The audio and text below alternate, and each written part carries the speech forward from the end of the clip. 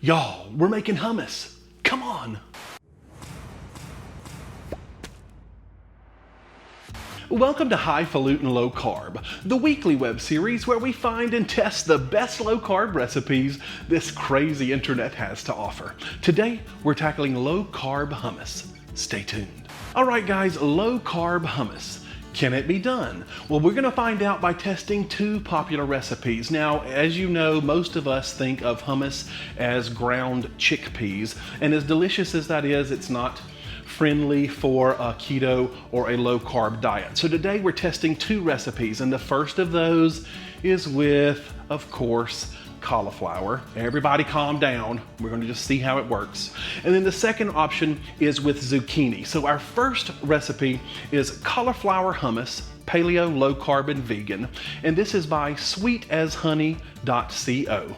And our second recipe is low carb roasted zucchini hummus. And this is by the website Keto Diet App. So we're going to try both of those now and see which we prefer. But before we begin, I need to give a huge thank you to the sponsor of this week's video, Thrive Market. Thrive Market is an online marketplace on a mission to make healthy living easy and affordable for everybody. You can shop for thousands of name brand products on their catalog, and what's nice is you can sort them by the values that matter most to you. Whether that's vegan, raw, BPA free, whatever it is, you can search and sort their catalog by the values that matter most to you.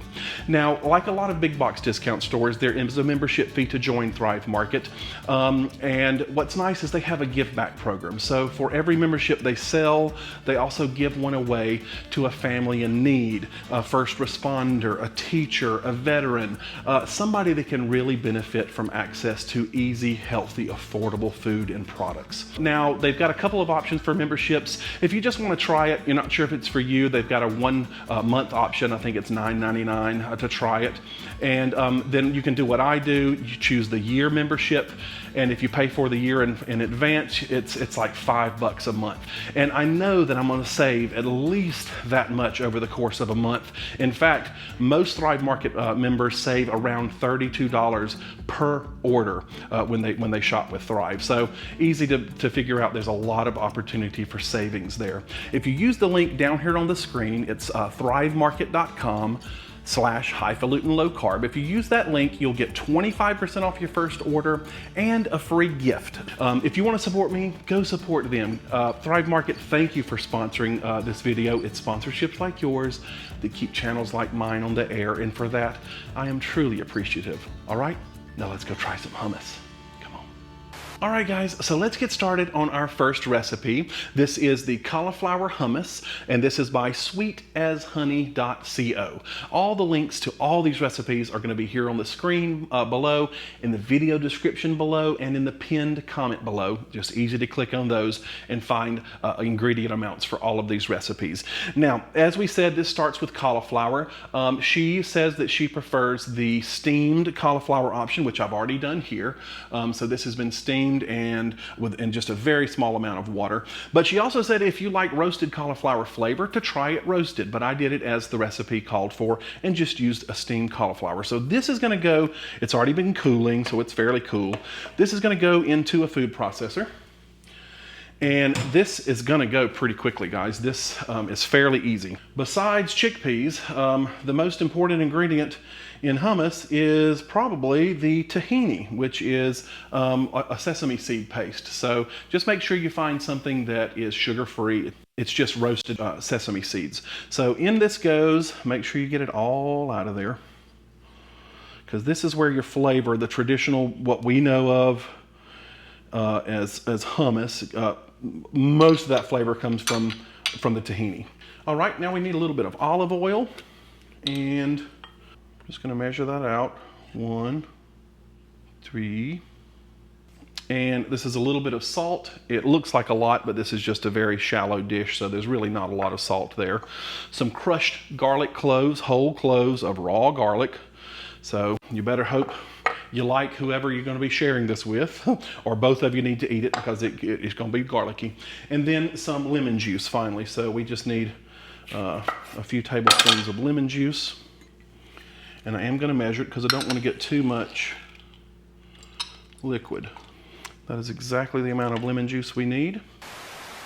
All right, so we've got our tahini, our olive oil, our salt, garlic cloves, and lemon juice. And now we're just gonna buzz this around with a sharp blade for about a minute. So this needs to go until we get a bright, white, creamy hummus. Scrape down the sides as you need. So let's do that now, and I'll meet you right back here.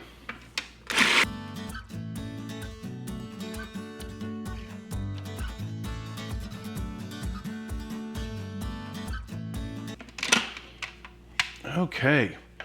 This looks beautiful. And now we just need to get this into a serving bowl. Be careful, this blade is sharp. And then this is gonna go in the fridge for about an hour before we serve it and test it. She said it needs to chill at least an hour before we serve it. And then we're also gonna do a little bit of garnish on it, but I'm gonna wait to do that because obviously the garnish is gonna include some olive oil, and olive oil in the fridge is just gonna solidify, right? So let's just put this in our serving bowl, and then we're gonna get ready for our second recipe. All right, so we'll garnish this in a moment. That was pretty easy, as you saw. It was quick to steam the cauliflower and quick to assemble. So this was less than a half hour it took to do all of it. So in the fridge this is gonna go. I'm gonna clean up and we'll start on our second recipe, all right? All right, guys, so we're back for our second recipe. This is low-carb roasted zucchini hummus, and this is by the website ketodietapp.com. Again, all these links are here on the bottom of the screen. Now, I've gone ahead and taken the liberty of pre-roasting the zucchini. Took about a half an hour, not long at all. This has already been cooled as well. So in all this goes into the food processor, and it could not be any easier than our last one. This took a little more time just for the roasting, but really not a lot of hands-on time, as you can see. Okay, to this, we're also gonna add some crushed fresh cloves of garlic. Again, more tahini paste. Ooh, this is some runny tahini. And you'll wanna stir well, because if you buy natural tahini, which you should be buying, you'll see that it separates. So just make sure you're getting all the good stuff from the bottom of the jar is my point. Now we also need that same amount in extra virgin olive oil. So instead of dirtying another measuring cup, I'm just gonna do this. And that was a good bit more than our last recipe. We're gonna add some freshly ground salt and pepper to taste. This was about 10 grinds of each. I had also already pre-seasoned the zucchini. And this is a little bit of an unusual ingredient perhaps. This is a little bit of ground cumin, or cumin, whichever way you like to say it. So that goes in. And lastly, we need a little more lemon juice again.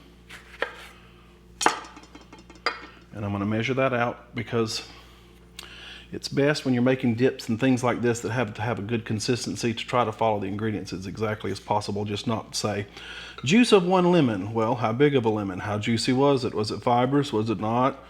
You know, there's a lot of variables there. Okay, that is exact. So in goes our lemon juice. And now I'm gonna pull a little bit of water, because we may need to add water a tablespoon at a time at the end after this has been blitzed. So just like our other one, we're gonna give this a go for about a minute until it comes to a full creamy consistency. If I need water, I'll add it in a little bit at a time. So let's do that now.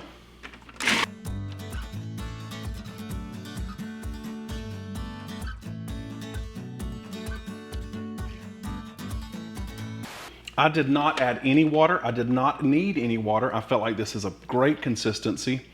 So we just got to get it out of here. Oh, wow. It looks so good. It smells so good. Like, wow. Let me get this out of here. I love food processors, but I hate the blade. Whew. Cut your leg off. Get out of the way. Use a spatula, make sure you get all your goody-goody out of here. Ingredients cost way too much to leave them in a bowl that goes in the sink. All right, so this is our roasted zucchini hummus. It's a little greener than the other one, obviously, because the zucchini is green and not white like the cauliflower. But I'm gonna put this in the fridge. We're gonna let them chill out for about an hour, and then we're gonna come out, garnish them, and taste them both and see which we love. All right, so I'll meet you right back here in 5, 4, 3, 2, 1. All right, guys, we are back. It's been about an hour. Both of our hummus recipes have chilled in the fridge and they smell so good. Okay, so take a look at these guys. I've already garnished them as they requested. And this one here on that I'm raising up to the camera, this is the cauliflower hummus, and it's been garnished with obviously olive oil, some smoked paprika, and some sesame seeds. The second recipe, this is our zucchini hummus. It's been garnished with some also smoked paprika, olive oil, sesame seeds, and some fresh parsley. So we're going to taste these, but before we do, let's just quickly go over the nutritional information. They're pretty close, to be very honest with you. The first recipe here, this is the cauliflower hummus, paleo, low carb, and vegan. This is by sweetashoney.co. And both of these recipes make 8 servings. Now for this one serving is 119 calories. You've got 2.3 grams of protein, 10.9 grams of fat. You've got 4.8 total carbohydrates, 1.8 grams of fiber for a total of 3 grams of net carbs. Our second recipe here, this is the low carb roasted zucchini hummus. Again, this makes 8 servings as well. One serving is 152 calories. You've got 2.2 grams of protein. You've got 14.9 grams of fat. 4.1 grams of total carbs. Fiber is 1.4 grams for a total of 2.7 grams of net carbs. So 3 net carbs, 2.7 grams of net carbs. We're talking fractions of a difference. So which is the most like our traditional chickpea hummus?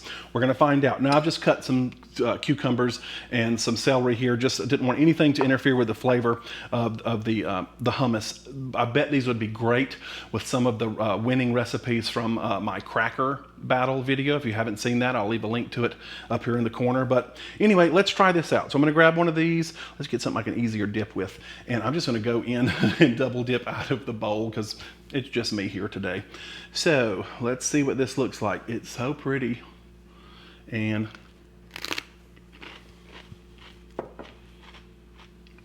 woo! Holy smokes, the garlic is heavy.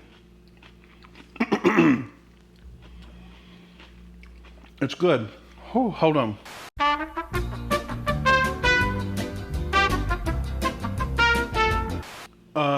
There is no other flavor here. I mean, it's not off-putting. It doesn't taste like cauliflower.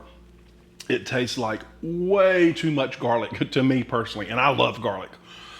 But when it's raw garlic, it can be hot, and this is almost spicy. The garlic is so hot. That's good.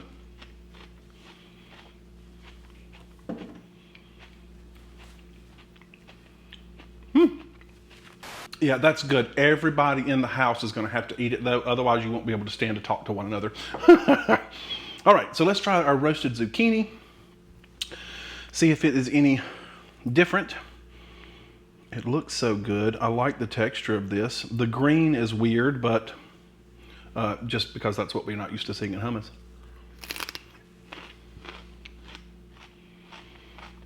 Mmm.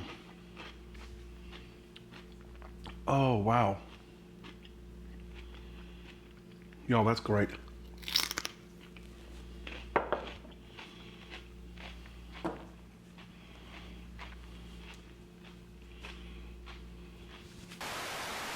Okay, I'm going to tell you now, I'm a little bit shocked about both of these. I kind of went in this expecting this to be a terrible substitute for chickpea-based hummus, and it's not.